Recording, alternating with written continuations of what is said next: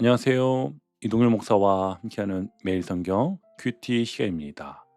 오늘 우리가 함께 나눌 본문은 이사야 성경 27장 2절에서 13절 말씀입니다. 여러분, 소망이라는 말이 가장 잘 들릴 때가 언제일까요? 무언가 새롭게 시작할 때입니다. 새 직장에 들어갔을 때, 새로운 일을 시작했을 때, 결혼하여 새로운 가정을 꾸릴 때, 마음먹고 다시 공부를 시작했을 때, 그때는 이런 말이 잘 들립니다. 앞으로 잘 될 거야. 이제 다시 시작하면 돼. 하나님께서 좋은 길을 열어주실 거야. 왜요? 앞이 보이니까요. 그런데 반대일 때가 있습니다. 몇 년 동안 해결되지 않은 문제가 있고, 아무리 노력해도 형편이 나아지지 않고 몸과 마음은 지쳐가는데 앞길마저 잘 보이지 않을 때가 있습니다. 그때 누군가 와서 소망을 가지세요라고 말하면 마음 한편에서 이런 생각이 들 수도 있습니다. 목사님, 말은 좋은데요. 제 형편을 한번 보세요. 어디에 소망이 있습니까? 오늘 말씀을 처음 들었던 하나님의 백성도 바로 그런 자리에 있었습니다. 이사야서 24장부터 27장까지는 심판과 구원, 무너지는 세상과 하나님께서 세우실 나라를 계속 보여주었는데요. 그리고 오늘 27장의 마지막 부분에 와서 하나님께서 아주 놀라운 장면 하나를 보여주십니다. 무엇일까요? 네, 포도원입니다. 근데 그냥 포도원이 아니었어요. 2절을 보면 그날에 너희는 아름다운 포도원을 두고 노래를 부를지어다. 아멘. 자, 이상하지 않습니까? 한때 무너졌던 백성입니다. 흩어졌던 백성입니다. 죄 때문에 하나님의 징계를 받았던 백성이었잖아요. 그런데 하나님께서는 그들을 바라보시며 말씀하십니다. 아름다운 포도원이라고요. 여기서 오늘 말씀의 반전이 시작됩니다. 하나님께서 보시는 우리의 마지막 모습은 상처난 포도원이 아니었어요. 버려진 포도원도 아니었습니다. 하나님께서 다시 가꾸어 열매 맺게 하시는 아름다운 포도원입니다. 오늘 말씀 바로 그 이야기인데요. 무너졌지만 다시 세우시는 하나님, 흩어졌지만 하나하나 다시 모으시는 하나님, 그리고 무엇보다 우리 인생의 마지막 장면을 지금 우리의 형편으로 결정하지 않으시는 하나님, 그 하나님을 오늘 함께 만나보겠습니다. 여러분, 포도원이라는 말을 들으면 이사야 성경을 계속 묵상해 오신 분들은 어떤 장면이 떠오르십니까? 먼저 이사야서 5장이 기억날 겁니다. 그때도 포도원 이야기가 있었는데요. 하나님께서 좋은 땅을 마련하시고 돌을 골라내시고 좋은 포도나무를 심으셨습니다. 그런데 결과가 어떻게 되었습니까? 하나님께서 바라셨던 좋은 열매가 아니라 들포도가 맺혔습니다. 하나님의 사랑을 받았지만 정의와 공의를 잃어버렸고 하나님의 은혜를 받았지만 자기 욕심대로 살아갔습니다. 그러니 이사야 5장의 포도원 노래는 참 가슴 아픈 노래였지요. 그런데 오늘은 다릅니다. 똑같이 포도원이 등장하는데 이번에는 첫 마디부터 다릅니다. 아름다운 포도원. 자, 무엇이 달라진 것일까요? 포도나무가 갑자기 정신을 차리고 혼자 자신을 훌륭하게 가꾸어낸 것일까요? 아닙니다. 비밀은요, 3절에 있습니다. 3절 한번 같이 보시면 나 여호와는 포도원지기가 되며 때때로 물을 주며 밤낮으로 간수하여 아무든지 이를 해치지 못하게 하리로다. 아멘. 여러분 여기서 정말 중요한 주어가 있습니다. 나 여호와는 누가 포도원 지기라고요? 네, 바로 하나님이십니다. 하나님께서 좋은 포도 좀 맺어봐. 내가 나중에 와서 검사할게. 그러고 떠나시는 것이 아닙니다. 직접 물을 주십니다. 또 직접 돌보시고 직접 지키십니다. 그것도 언제까지요? 밤낮으로요. 이 장면을 한번 떠올려 보십시오. 뜨거운 낮에도 하나님께서 포도원에 계십니다. 아무도 보지 않는 깜깜한 밤에도 하나님께서는 포도원에 계십니다. 포도나무가 지금 누가 나를 돌보고 있지? 전혀 느끼지 못하는 순간에도 포도원 지기는 일하고 있습니다. 여러분, 이 말씀이 왜 위로가 되나요?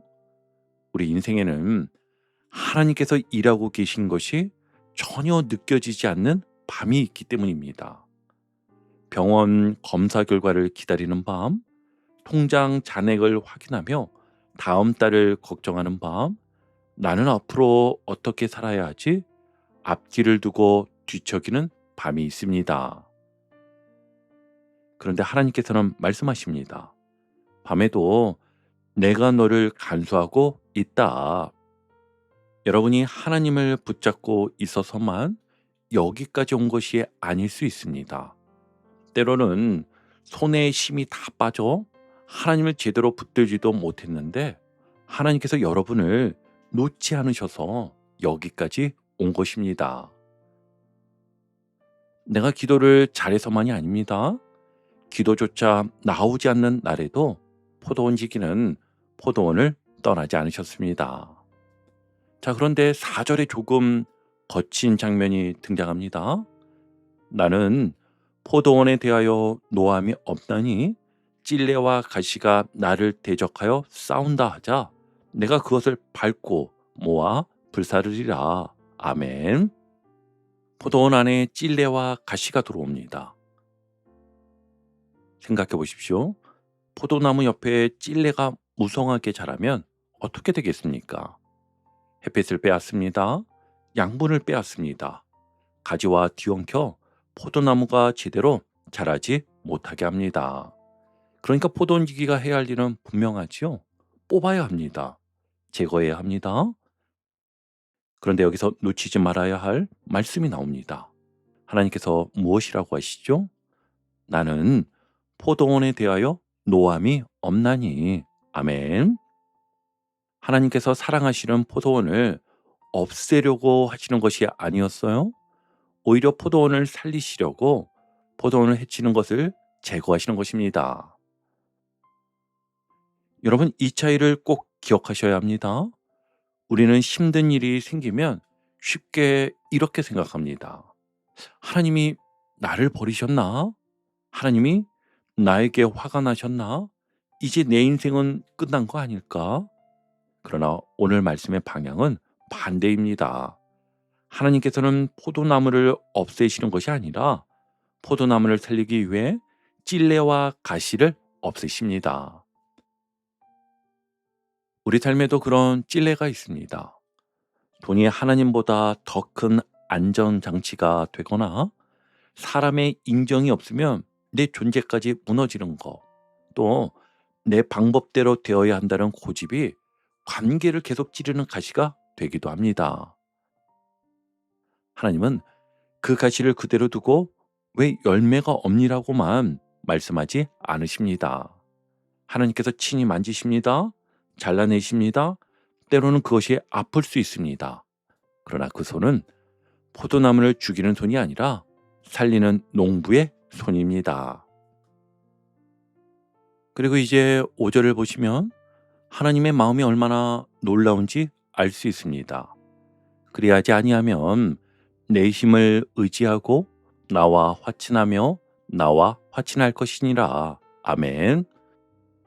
심판만 말씀하시는 것이 아닙니다. 돌아올 길을 열어놓으십니다. 나와 화친하라. 하나님께서는요, 끝까지 관계를 회복할 길을 열어놓고 계십니다. 그러니까 하나님께서 원하시는 것은 우리를 짓밟는 것이 아닙니다. 하나님과 다시 가까워지는 것입니다. 그리고 그렇게 하나님께서 가꾸신 포도원에 드디어 놀라운 일이 일어납니다. 6절을 한번 보시면 후일에는 야곱의 뿌리가 박히며 이스라엘의 움이 돋고 꽃이 필 것이라 그들이 그 결실로 지면을 채우리로다. 아멘. 이 말씀의 흐름을 잘 보십시오. 뿌리가 박힙니다. 움이 돋습니다. 꽃이 핍니다. 그리고 열매를 맺습니다. 하나님께서는 한순간에 모든 것을 끝내지 않으셨습니다.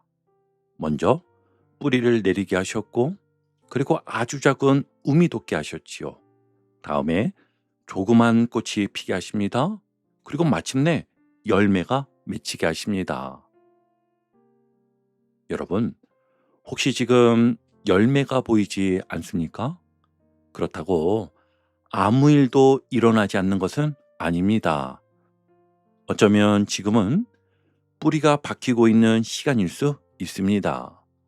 아무도 박수 쳐주지 않고 눈에 띄는 결과도 없지만 말씀 한 절 붙잡고 견디는 거, 아픈 몸을 이끌고 오늘 하루를 살아내는 거, 결과가 보이지 않아도 다시 해야 할 일을 하는 거, 그것이 어쩌면 땅속에서 뿌리가 내려가는 시간일지 모릅니다. 뿌리는 보이지 않잖아요. 그러나 뿌리가 없으면 꽃도 없고 열매도 없습니다.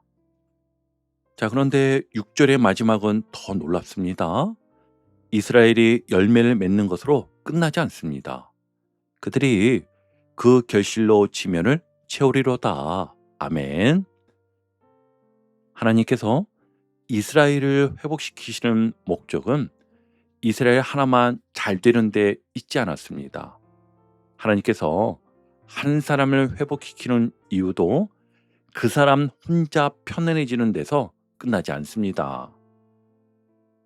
내가 받은 위로가 다른 사람을 위로하는 열매가 되고, 내가 견딘 아픔이 누군가의 손을 붙잡아주는 사랑이 되고, 내가 경험한 하나님의 은혜가 가정으로, 직장으로, 교회로 흘러가는 것, 이것이 포도원 지기가 바라시는 그림입니다. 나 하나가 열매가 되고 그 열매가 다시 세상으로 흘러가는 것입니다. 자, 그런데 여기서 질문이 하나 생깁니다. 그렇게 하나님께서 자기 포도원을 사랑하신다면 왜 이스라엘은 그렇게 고통을 겪었습니까? 나라가 흔들리고 백성이 흩어지는 왜 그토록 아픈 시간을 지나야 했을까요?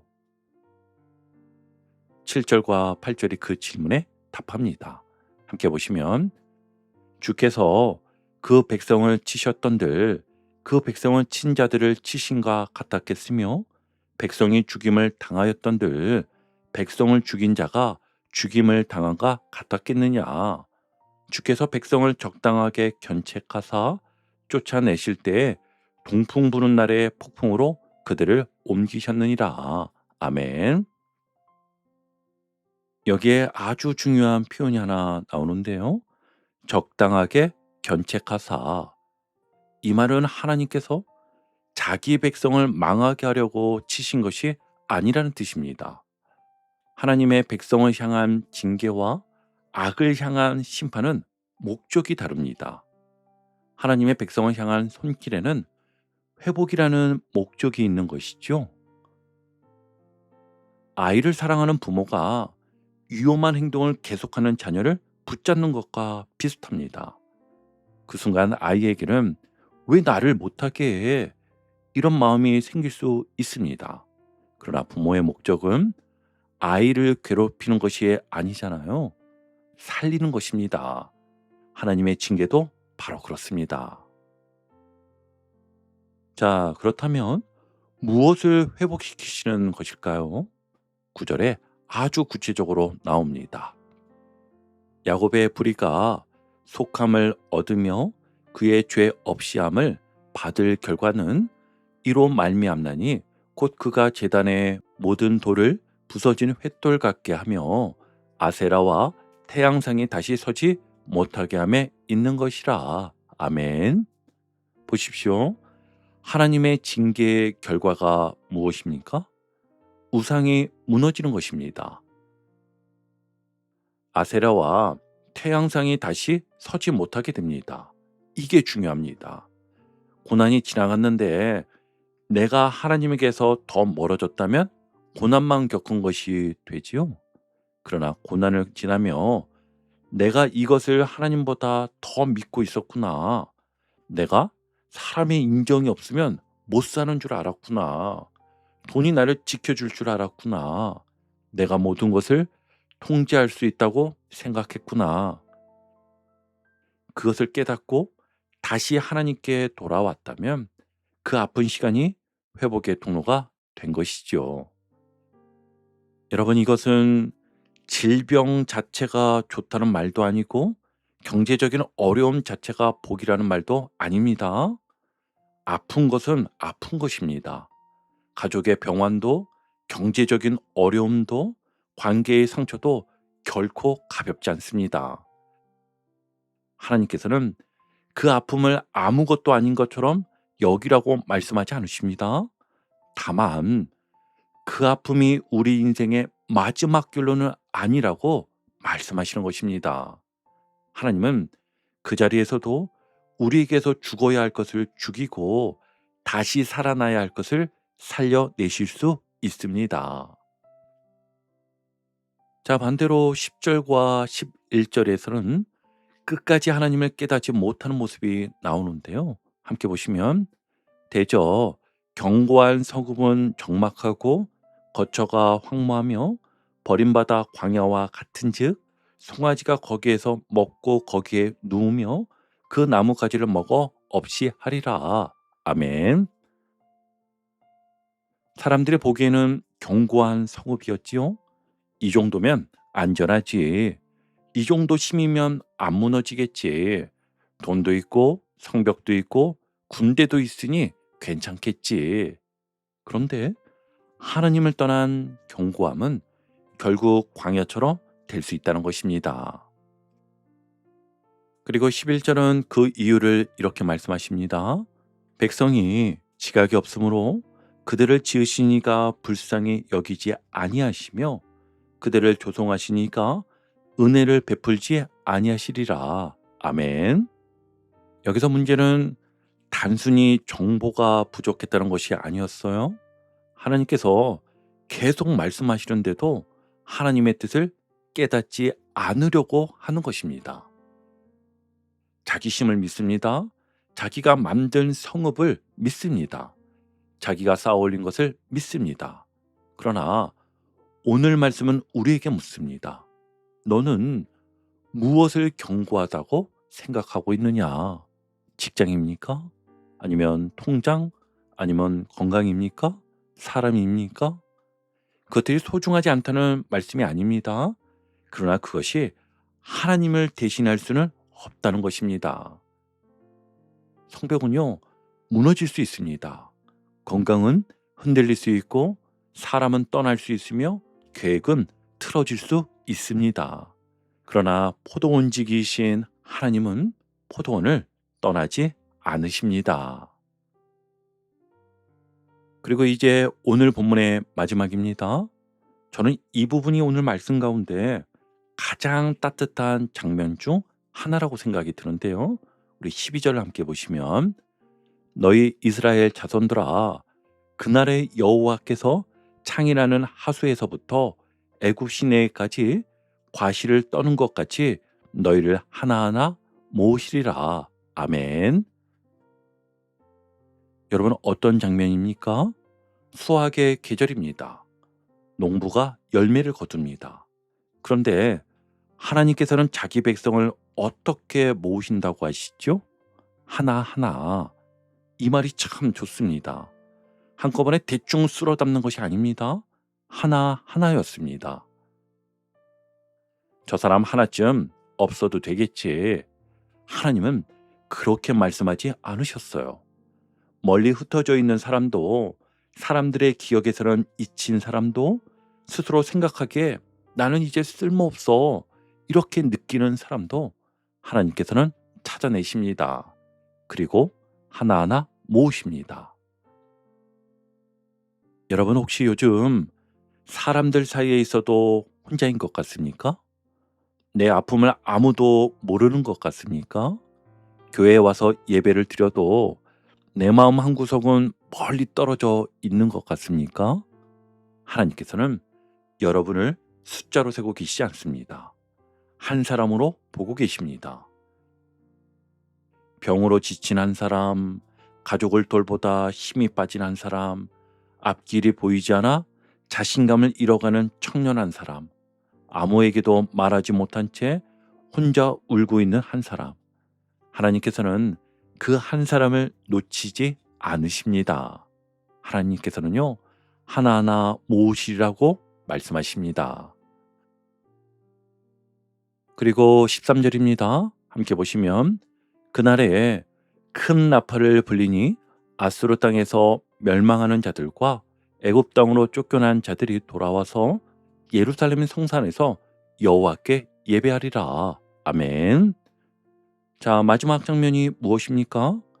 돈을 많이 벌게 되었다. 강한 나라가 되었다. 원수에게 복수했다. 그것으로 끝나지 않습니다. 예배였어요. 흩어진 사람들이 돌아옵니다.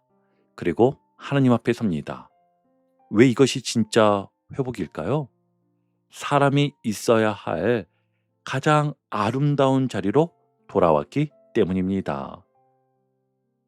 하나님을 떠났던 사람이 하나님께 돌아옵니다. 자기 힘만 붙들었던 사람이 하나님을 예배합니다. 내가 살았습니다가 아니라 하나님께서 나를 살리셨습니다.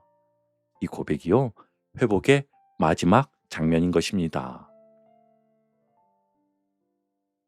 이사야서 5장에서는 하나님께서 정성껏 가꾸셨던 포도원이 들포도를 맺었잖아요.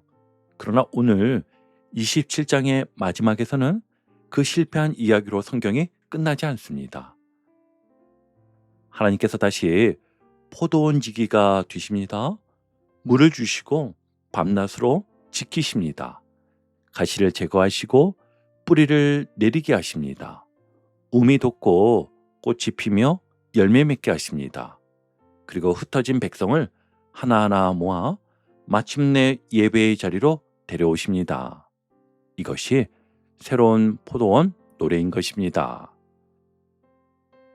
바라기는요, 오늘도 우리의 포도원직이 되셔서 때를 따라 물을 주시고 밤낮으로 지키시며 마침내 우리의 삶에 움이 돋고 꽃이 피며 아름다운 열매가 맺히게 하실 그 하나님을 신뢰하며 오늘 하루도 소망 가운데 살아가는 저와 여러분 되시기를 주님의 이름으로 축원합니다. 아멘.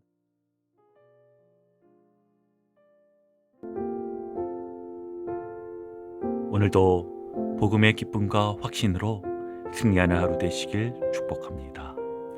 함께 해주셔서 감사합니다. 내일 큐티 시간에 다시 뵙겠습니다.